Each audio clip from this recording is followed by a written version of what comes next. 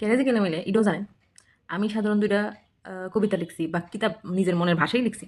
এটাতে মানুষের প্রশ্ন কর্তিকা লিখি, কবে লিখছি, কেমনে লিখছি, ডিউটি করেও সময় পাইছি, এত ভিডিও করি, এত ইটা করতেছি, তোর দিয়ে সময় অ্যাভেলেবেল, ও তোর তো লগে তো শ্বশুর শাশুড়ি কেউ থাকে না, এর লিগা তুই মনে ফ্রি টাইম পাইয়া এত ভিডিও করছ, জামাই কিছু কয় না।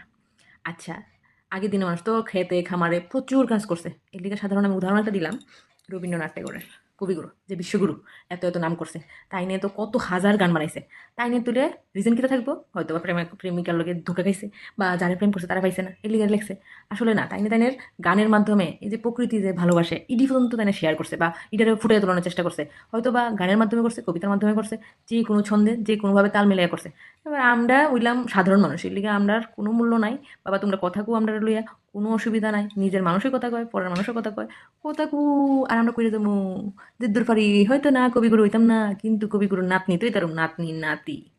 এই যে রবীন্দ্রনাথ, কবিগুরু রবীন্দ্রনাথ এত সুন্দর সুন্দর গান লেখছে আর কবিতা লেখছে। আমি যদি পাইতাম কেন যে গেলাম, আপনার কয়টা প্রেমিকা ছিল, আপনি এত সুন্দর গান কেমন